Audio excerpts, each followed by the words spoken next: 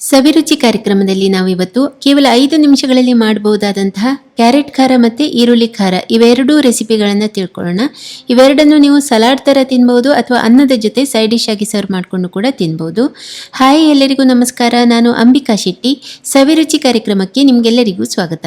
Carrot ಖಾರ ಮಾಡಲಿಕ್ಕೆ 1 cup ತುರಿದ ಕ್ಯಾರೆಟಿಗೆ ಚಿಟಿಕೆ ಅರಶಿನ ಪುಡಿ, 1/4 ಚಮಚ ಕೊತ್ತಂಬರಿ ಪುಡಿ, 1/4 ಚಮಚ ಚಾಟ್ ಮಸಾಲ ಪುಡಿ, ಅರ್ಧ ಚಮಚ ಅಚ್ಚಕಾರದ ಪುಡಿ, ರುಚಿಗೆ ತಕ್ಕಷ್ಟು ಉಪ್ಪು ಹಾಕಿ ಅದನ್ನು ಕಲಿಸಬಾರ್ದು, ಹಾಗೆ ಇಡಬೇಕು.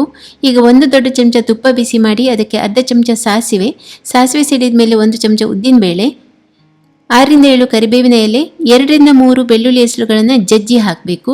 ಇದನ್ನು ತುಪ್ಪದಲ್ಲಿ ಚೆನ್ನಾಗಿ ಹುರಿದು ಇದನ್ನು ನಾನು ಕ್ಯಾರೆಟ್ ಮೇಲ್ಗಡೆ ಮಸಾಲೆ ಪುಡಿ ಹಾಕಿದ್ದೇನೆ ನೋಡಿ, ಅದರ ಮೇಲ್ಗಡೆ ಹಾಕ್ತಾ ಇದ್ದೇನೆ.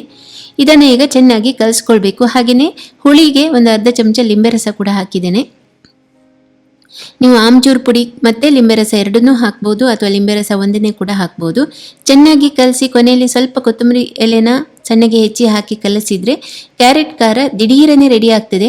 ನೋಡಲಿಕ್ಕೆ ಮಾಡಲಿಕ್ಕೆ ಎಷ್ಟು ಸಿಂಪಲ್ ಆಗಿದೆ ನೋಡಿ, ಬಾಯಿಗೆ ಅಷ್ಟೇ ರುಚಿಯಾಗಿರ್ತದೆ. ನೀವು ಇದನ್ನು ಅನ್ನ ಬೇಳೆ ಸಾರು ಜೊತೆ ಸರ್ವ್ ಮಾಡ್ಬೋದು ಅಥವಾ ಹಾಗೇನೂ ಕೂಡ ಕೋಸಂಬರಿ ಥರ ತಿನ್ಬೋದು.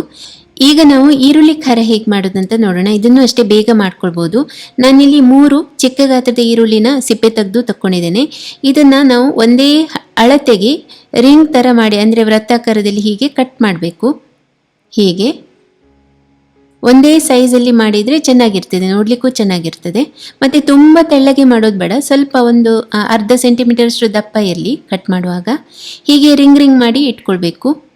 ಇದನ್ನು ಮಧ್ಯದಲ್ಲಿ ಇರೋ ಭಾಗನ ತೆಗೆದು ಪ್ರತಿಯೊಂದು ರಿಂಗನ್ನು ಹೀಗೆ ಬೇರ್ಪಡಿಸ್ಕೊಳ್ಬೇಕು. ಇದನ್ನು ಕೂಡ ನೀವು ಬೇಗನೆ ಮಾಡಬಹುದು. ಇದರಲ್ಲಿ ಹಸಿ ಈರುಳ್ಳಿ ತಿನ್ನುವಾಗ ಸ್ವಲ್ಪ ಘಾಟು ಜಾಸ್ತಿ ಇರ್ತದೆ, ನಿಮಗೆ ಗೊತ್ತಿರ್ತದೆ. ಅದು ಸ್ವಲ್ಪ ಕಡಿಮೆ ಆಗಬೇಕು ಅಂತ ಹೇಳಿದರೆ ಇದನ್ನು ನಾವು ತಣ್ಣೀರಿನಲ್ಲಿ ನೆನೆಸಿಡಬೇಕು. ಒಂದು 10 ನಿಮಿಷ ನೆನೆಸಿದ್ರೆ ಸಾಕು. ತಣ್ಣೀರಿನಲ್ಲಿ ನೆನೆಸಿಡುವಾಗ ನೀರು ತುಂಬ ತಣ್ಣಗಿದ್ರೆ ಒಳ್ಳೆಯದು. ಹಾಗಾಗಿ ಒಂದು ನೀವು ಫ್ರಿಡ್ಜ್ನಲ್ಲಿ ಸ್ವಲ್ಪ ನೀರು ಇಟ್ಟು ನಂತರ ಅದರಲ್ಲಿ ನೆನೆಸ್ಬೋದು, ಅಥವಾ ನೀರಿಗೆ ಸ್ವಲ್ಪ ಐಸ್ ತುಂಡುಗಳನ್ನೆಲ್ಲ ಹಾಕಿ ಅದರಲ್ಲಿ ನೆನೆಸ್ಬೋದು. ಒಂದು 10 ನಿಮಿಷ ಈ ತಣ್ಣಗಿನ ನೀರಿನಲ್ಲಿ ಈರುಳ್ಳಿ ರಿಂಗ್ಸ್ಗಳನ್ನೆಲ್ಲ ಹಾಗೆ ಅದ್ದಿ ಇಡಿ. ಒಂದು 10 ನಿಮಿಷ ಹಾಗೆ ಇರಲಿ.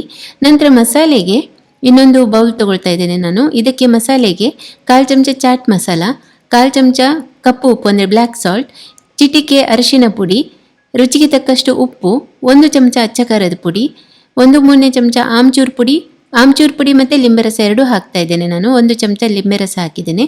ಚೆನ್ನಾಗಿ ಇದನ್ನ ಮಿಕ್ಸ್ ಮಾಡ್ಕೊಳ್ಬೇಕು.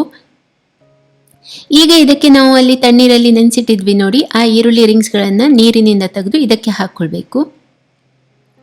ನೀವು ಐಸ್ ಕೋಲ್ಡ್ ನೀರಿನಲ್ಲಿ ನೆನೆಸಿ ಅದನ್ನ ಹಾಕೋದ್ರಿಂದ ತಿನ್ನುವಾಗ ನಿಮಗೆ ಅದು ತುಂಬ ಕ್ರಂಚಿಯಾಗಿ ಕೂಡ ಇರ್ತದೆ, ರುಚಿಯಾಗಿ ಇರ್ತದೆ. ನೀವು ಖಂಡಿತ ಇದನ್ನ ಮಾಡಿ ನೋಡಿ. ಕೊನೆಯಲ್ಲಿ ಸ್ವಲ್ಪ ಸಣ್ಣಗೆ ಹೆಚ್ಚಿರೋ ಕೊತ್ತಂಬರಿ ಎಲೆಗಳನ್ನು ಹಾಕಿ ಕಲಿಸ್ತಾ ಇದ್ದೇನೆ. ತುಂಬಾ ಸುಲಭ ಇದೆರಡನ್ನೂ ಮಾಡೋದು. ಈ ಈರುಳ್ಳಿಯ ಖಾರ ಇದೆ ನೋಡಿ, ಖಾರ ಈರುಳ್ಳಿ ಸಲಾಡ್, ಹಿಂದಿಯಲ್ಲಿ ಲಚ್ಚಾ ಆನಿಯನ್ ಸಲಾಡ್ ಅಂತ ಕೂಡ ಹೇಳ್ತಾರೆ. ಇದನ್ನು ಕೂಡ ನೀವು ಸಲಾಡ್ ಥರ ತಿನ್ಬೋದು ಅಥವಾ ಅನ್ನದ ಜೊತೆ ಸೈಡ್ ಡಿಶ್ ಆಗಿ ಕೂಡ ತಿನ್ಬೋದು. ಇವತ್ತಿನ 2 ರೆಸಿಪಿ ನಿಮಗೆ ಇಷ್ಟ ಆಯಿತು ಅಂತ ಭಾವಿಸ್ತೇನೆ. ಇನ್ನೊಂದು ಅಡುಗೆ ವಿಧಾನದೊಂದಿಗೆ ನಾನು ಮತ್ತೆ ಬರ್ತೇನೆ. ನಿಮ್ಮ ದಿನ ಶುಭವಾಗಿರಲಿ. ಧನ್ಯವಾದಗಳು.